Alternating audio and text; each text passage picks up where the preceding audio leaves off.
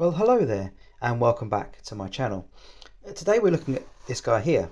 It's called the Polaris X8Plus and it's on AliExpress basically. It's really the only place I've seen it for sale. I've been after a sort of Polaris design plane for a while. Thought about having the kit you build yourself with the plans online, but not really great at doing that, so I thought I'd just buy a ready-made kit, and this does come as just a bare bones kit with just the frame, or you can buy it with all the electronics as well. But when I looked to see if there was any reviews or anything online for this kit, well, there isn't any. So I thought I'd just make a quick review, just looking at it myself, the product, and then you guys can make a decision if you want to buy it or not. So, as I said, it's a Polaris clone, essentially. Always go for the original if you can, but if not, well, that's fair enough. But don't forget, there is someone who designed this and put a lot of effort into designing this that's been copied from. So well, I'll leave that with you guys, you know the score. But anyway, so this is obviously a copy. It seems to be quite good condition. Comes with a lot of good parts, which we'll go through and go through some ideas about what you can put in here: batteries, motors, ESCs, etc., and where they can all perhaps go. So anyway, here's the main body of the plane. As you can see here, it's quite large. Can't really get in my camera all in one go because of the size of it. It's over 600 long, 600 millimeters long. So quite a good size for this sort of plane. Seems to be quite good foam, quite solid. As you can see though, and it will become more apparent as you look at the other parts, this hasn't been finished in any way after it's come out of the molds. So you can see they got the mold line all the way along, all the way around, that you'll need to sand off. So this is the main body of the plane. You also get a couple of wings. As you can see, it's still got the tabs on there that you'll need to cut off from the production process, and more seams around the edge that will need to be sanded off. But quite a nice quality wing, good hinge there, and you've already got the hole for your servo horns as well. So not too bad. You get the two wings. They've also got, as you can see here, a cutout there which marries up to a cutout on the body. Avoid knocking my camera as well, and we've got a bit of carbon rods to go in there, which we'll show in a second. So there's the two wings, the horizontal stabilizer once more with tabs on it that you need to cut off, that one there and those two on the back, but still quite a good foam hinge. You probably want to reinforce that with some glue or something like that. And then we've got a tail here. As you can see, it's quite a complicated foam piece here, as you can see. Now once again, this is got the tab on it on the rudder and another foam hinge, but quite thick. As you can see, it's not tapered in any way. Not quite sure how that's going to affect flight characteristics. And also I hope you can see that there. If I continue to stop knocking my camera, there's a little bit of an angle on there with a bit of steam, and I'll straighten that out nicely on top of the vertical stabilizer. So there's that. We'll have a look inside that in a second. And you also get a nose cone that goes on the front of the plane. Now you can probably leave this off if you wanted to perhaps put like a camera system or something in there, but I'm not going to do that, so I'm going to put that on. Also be mindful that this sort of section here that sticks out actually locks in with the main hatch, as you can see. So you put it in there on the front underneath that little piece on the nose, and then it attaches with magnets. So if you weren't going to put the nose on, you'd need to find some other way of keeping the front down so from flying out. So there we are. It's all the main parts. We'll focus in on the tail, and then we'll have a little look at the body of it and see what extras we get as well. So here's the tail in a bit more detail. As you can see, there are two positions here for servos, and then you've got a channel there and a channel there to run the cables. It can even poke the end of the servo through there, so you don't need to cut them off and then reattach them. That's quite a nice touch. And then if we pull away this section here, we can see into the motor housing where the motor will go. There's an extra bit to go in there, we'll show that in a second. But we can see here we have a channel that runs down, which you can run all your servo wires down into the main body of the plane, and also your motor wires as well to go down to attach to your ESC. So we've got two sections there that will need to be glued together to hold the motor in properly once you've run all those cables in. And then there's an additional part which we'll look at in a second that we can add to that. So quite a nice, very well formed tail there. So you can say, I'm a bit concerned about it being so chunky. I'm not quite sure how that's going to affect flight characteristics. It should be like the top part of it tapered a bit more. Maybe that'll be something to be sanded or cut down. Not quite sure about that. We'll see how it goes. But yeah, so there's the tail. So let's have a look at the body now. Bring that back in. Okay, so we can see we've got the body here all the way along. The part where the tail marries up, if I put that in for you, fits quite nicely and snugly together. And as you can see, there's a gap there and a gap there, and that's for the two servos to control the two wings, the ailerons. So that's where those two servos go. It's not one servo controlling both, it's two individual servos as well. And that fits in really snugly, which you'll need to glue in properly, as you can see, to make sure the plane is sufficiently rigid to fly properly. Otherwise the tail will go flying off because the motor's on that.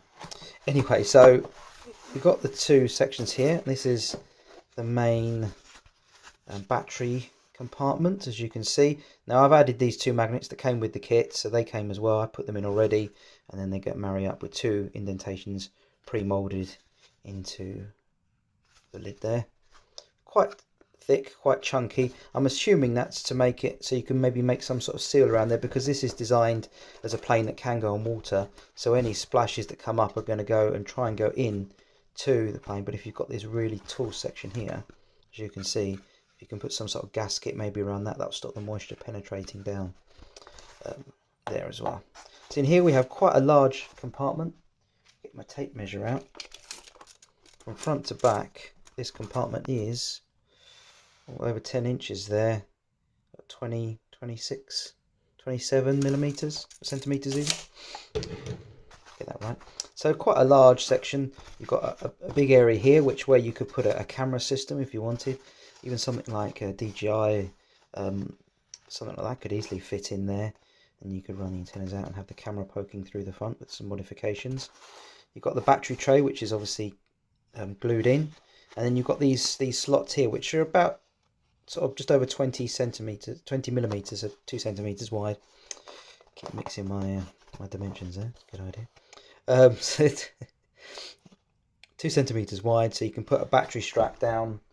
Like I've got a battery strap here, air blade, remember them. And that will just slide in, and underneath that, wrapped around, you can put a battery pad on there, like a rubber pad or something like that, to stop it from slipping. Silicone pad or something a bit more sticky, like a grip. And then you could have up to 3 battery straps there, and then adjust the position of your battery as necessary. I've actually got some batteries here. So this is quite a sizable China Hobbyline 2200 4S, and that fits in there nice and snugly, with plenty of room for adjustment to get the CG right, which is something we'll come to in a bit.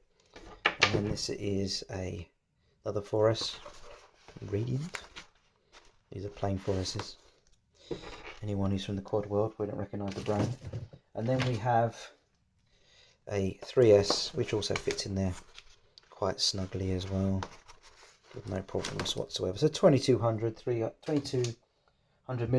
3S, 4S should be fine for this particular model. We'll come to the motor in a sec. And then this part here is our access to where we can put our ESC and other bits and pieces. Receiver perhaps as well, unless you want to put it up the front, where there's plenty of space. But obviously then you've got to run your servo leads to them, extenders perhaps. And there's a space here where you could mount your receiver, maybe even a flight controller. It should be relatively close to the centre of gravity there. This weird slot here, I'm not quite sure. The only thing I can think of is if you put your ESC in sideways, and that allows airflow around it if it's not sitting flat, stuck down, but sitting sideways. In fact, I've got the ESC I want to use with this here. It's just a Hobbywing Skywalker 40 amp, and if you put it the right way around, I'm thinking perhaps it will run maybe sideways like that, and that will allow airflow around both sides, because obviously you can't have too many ducts allowing airflow in, because if this is on water, which is partly what this plane is designed to do, take off from water, you're going to just get water right in with your electronics, which is not a good idea. So yeah, then there's that. So you probably don't want to have too much airflow, but there is a slot here on the very top which should be in a position where it won't allow too much moisture to come in. The water sort of come in that way, it should go away, but at least allow some airflow to get to your ESC, though not very much. So obviously be cautious about that. Maybe leave it 5 or 10 minutes between packs when you're flying it, just to let the ESC cool down a bit. Now, whether or not you want to leave this open or stick it down, I think you're probably supposed to stick it down, but then that would then stop you accessing all your electronics if there's an issue. You could, as what I'm probably going to do, is put it here and then put some tape over the top of it, so that seals it down, won't allow anything in, any material in or anything like that, but then you could just run a knife down and lift it off afterwards. The only issue with that is, perhaps this will be apparent if I take that off as well, is that when you're on like here, if you pull it, you see there's a point of weakness. There's no strength across the top of the plane. So gluing this down would obviously then stick together, and that would then stiffen up the body of the plane. So that is obviously an issue that needs to be sorted out. What I may do is I may add some parts through here, maybe some carbon rod or something like that, just that can go across there, that can add that stiffness to the plane without being able to stick this down. But that's obviously something you'll have to think about as you build it out yourself. As I said, there's no instructions or anything online, not even the CG, to be honest. And perhaps that's something we need to talk about now, the position of the CG. Now, I think from looking at where the wings sit and the thickness of the cord of the wing, I think the CG would be roughly around where this lip is here, but there are no markings, nothing whatsoever. So take that with a pinch of salt. It was going to require a few flights just to see how the CG sits. I'm thinking it's around about there. It might be a little further back. I doubt it's any further forward. So at least if we put it there, then it will be a little nose heavy, and as the expression goes, you know, nose heavy planes fly badly, tail heavy planes fly once. So we want to fly this many times, not once.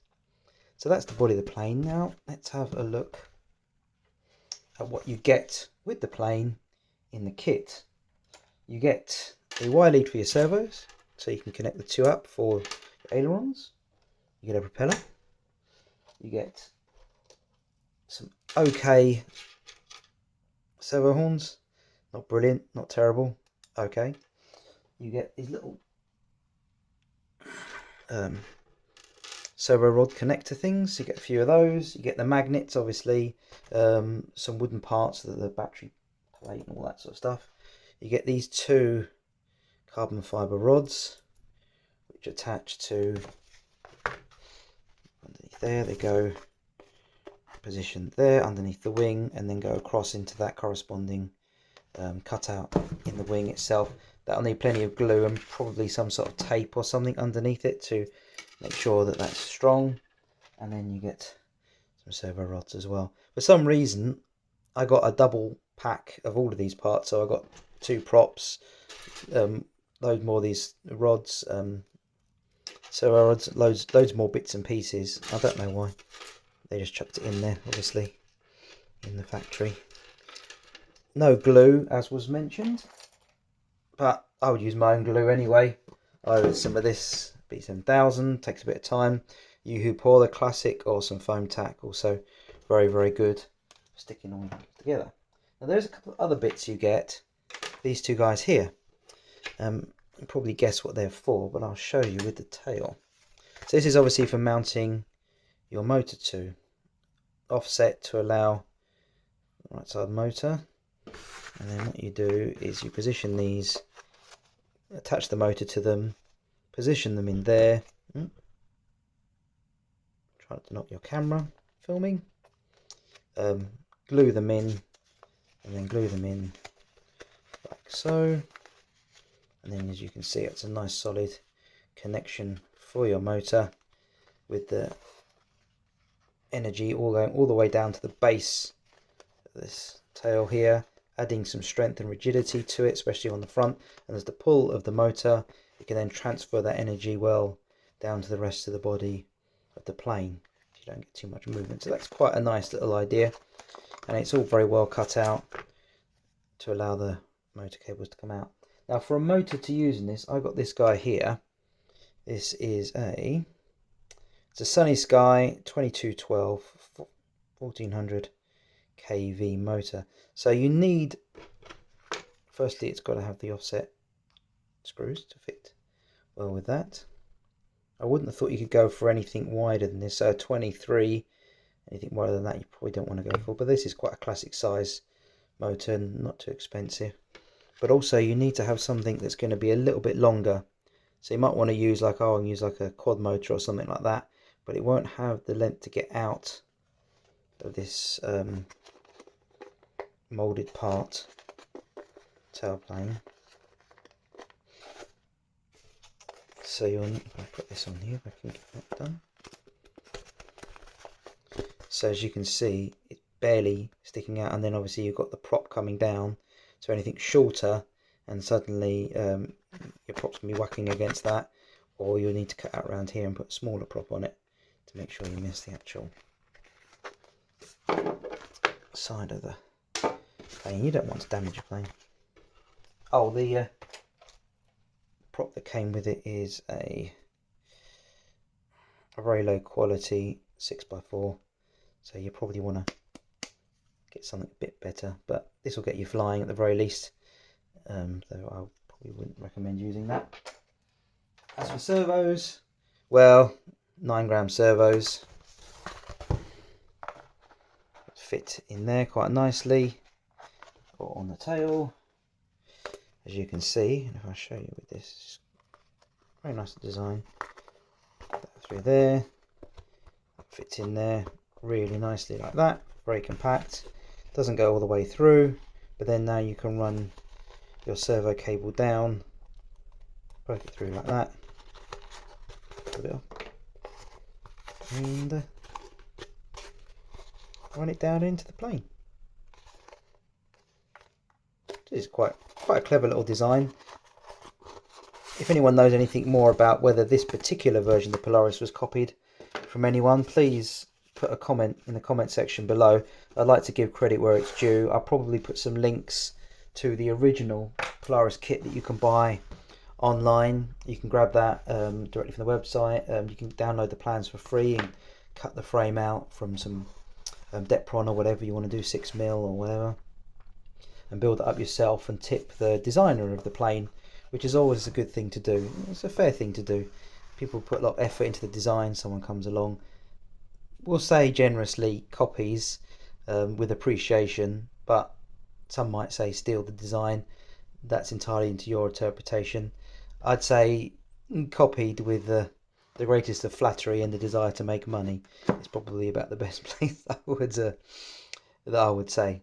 So anyway, here we are. That's all the bits and pieces. I can't think of anything else more you guys might need to know. Maybe some dimensions. What we'll do is we'll just, as we said, we've already measured that, but we'll just measure it again. So 27 centimeters, 270, and at the narrowest part, some calipers here might be a bit easier. It's not. That is 35 centimeters, 35 millimeters, 3.5 centimeters across. I'm really great with my centimeters and millimeters today. You can tell I'm a carpenter, can't you? Yeah. Anywho,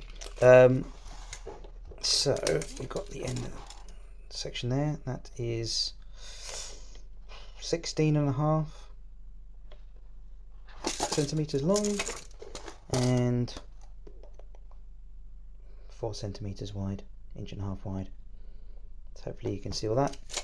All the channels are cut. Like I said, you will need to get a sharp craft knife to cut all the tabs off and to smooth down all the edges. But apart from that, it seems like quite a nice plane. Looking forward to building it up and seeing where we end up. Oh, more dimensions across there, and we got the 28mm for that. So if you want to work out what motor, as it said, 9-gram servos, and if you want to add a motor, obviously what I said, well then that's up to you to choose, or you can just buy the kit and get all the parts that they supply. Their quality probably comes with a question mark next to them, but that's entirely up to you. Anyway guys, thank you for staying around to watch me measure the dimensions of this plane.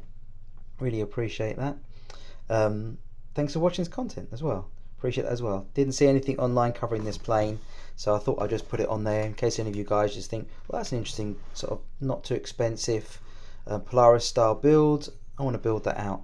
Didn't see any content on YouTube or anywhere else, so there's some plane dimensions, what you get in the kit. Just came in a nondescript box that had a couple of dents in it, but the plane itself was fine. So there you go. So hope you've enjoyed this video. If you did enjoy it, well, click that thumbs up. If you really enjoyed it, well, maybe you could subscribe to my channel, but that's entirely up to you. I don't do too much content. What I do is hopefully at least useful to you guys. So anyway, take care and thanks for watching. Bye bye.